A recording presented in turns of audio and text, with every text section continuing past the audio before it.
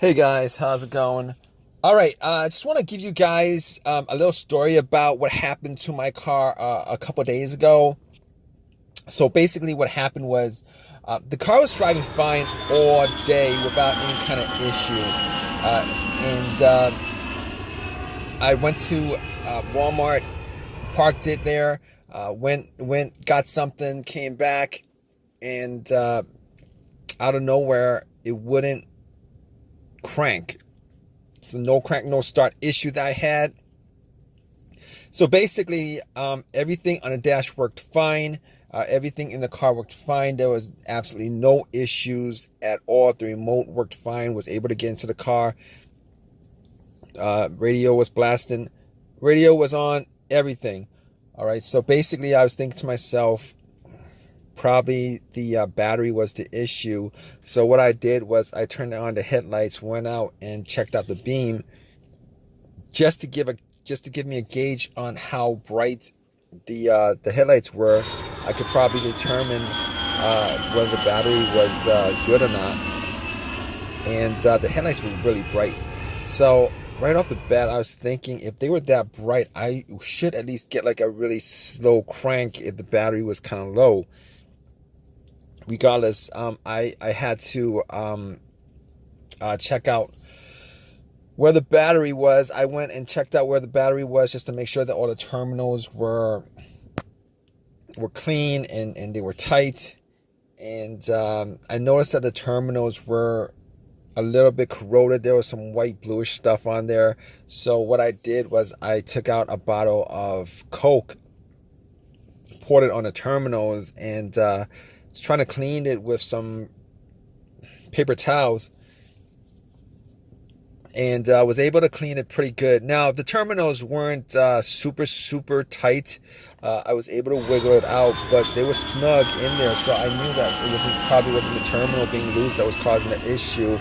And then after I cleaned it up, popped it back on, and tried to start the car, it did the same thing. It wouldn't crank, it wouldn't start, but everything else seemed to be working all right. So at that point, I was thinking to myself, all right, maybe it could be a weak ground wire. If you guys don't know what where the ground wire is, the main ground wire is pretty much the negative terminal, and most of the time it connects to the frame of your car.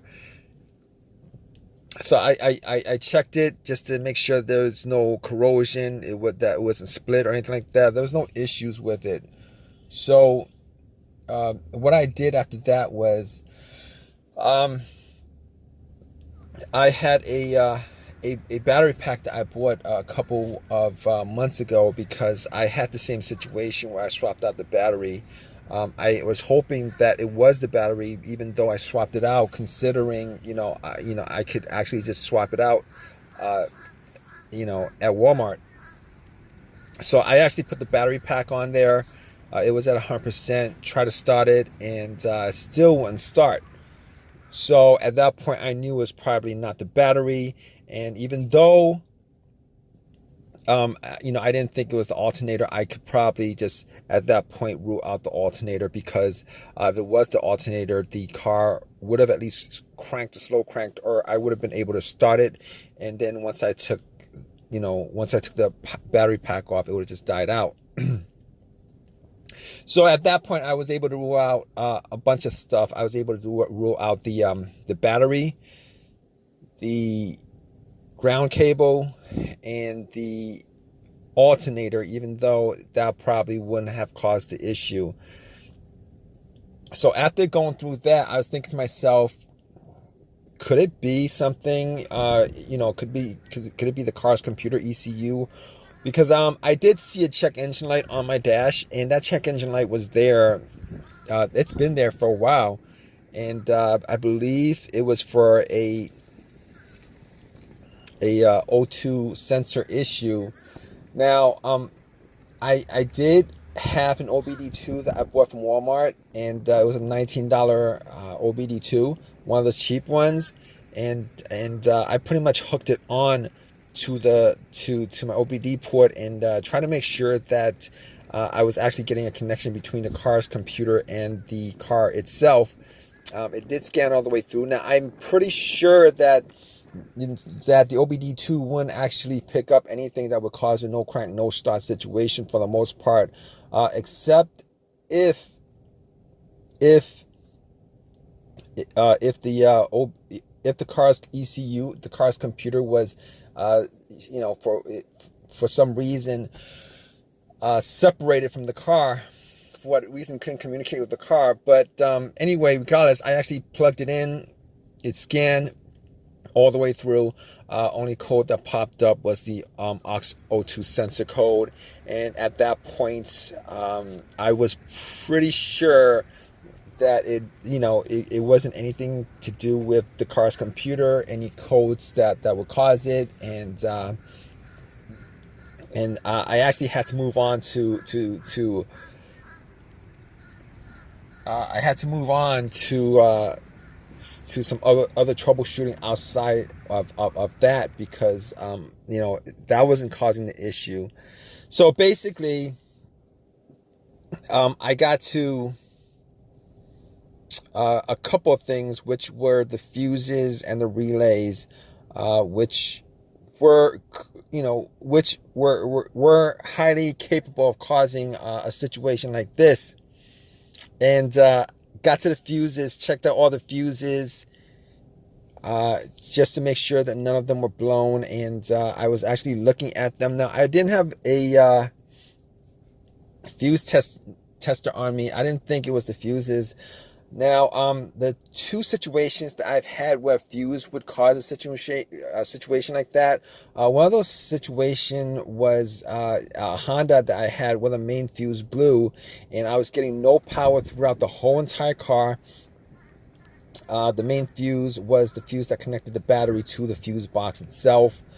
And that was the previous situation that I have, and I'm pretty sure that wasn't the same situation that I had, so I could rule that out, because I was getting power to everything except it wouldn't start. Now, the other situation I had pertaining to a fuse that caused a no start situation was actually a crank no start situation, and I think one of the fuses actually blew. Then that fuse was connected to the ECU or the fuel pump. And I remember once I changed out that fuse, the car would crank, but it wouldn't stop. Once I changed out that fuse, it was able to start up. So I could rule out those two situations as being, related to a fuse issue that would cause this situation that I had. So, basically, I could rule those things, the fuses out, and the fuses were pretty clean. I didn't smell any kind of burnt smell, and didn't see any kind of brownish, anything brownish, and a brownish appearance on top.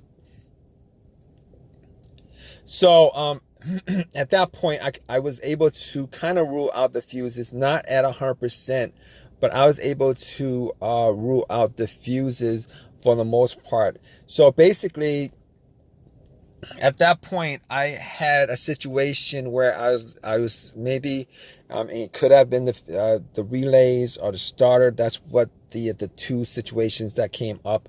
But I didn't think it was the starter, because I did switch out the starter about, I would say I switched out the starter about a year and a half ago, and it seemed like it was a starter issue, but I didn't really want it to be a starter issue, considering I only put maybe like 20,000 miles on my car, and I think they should last a lot longer than that. But anyway, before I even went there, I looked at the relays, just to see whether they had issues or not. Now, I couldn't make out whether the relays had issues, but I did get to the starter relay. I pulled it out.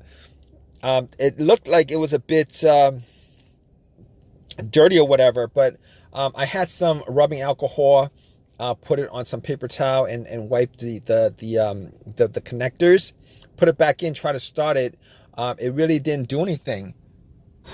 Didn't change up the situation. So I was thinking it was a weird situation, because it would click every time I would I would try to start the car. It would click, but it wouldn't crank. It wouldn't crank at all. Normally when it clicks, it normally means that the relay is working, because that's what the relays do when there's electricity going through, that it clicks to connect the connection, to whatever it's relaying the electricity to. But regardless of that, I actually had another relay that I was able to swap out with that, and I actually was looking for another relay with the same, with a similar relay in the box, and I was actually able to find one. And what I did was I took that relay out, and I swapped it with that with the other relay, and I went back and tried to start it, and guess what?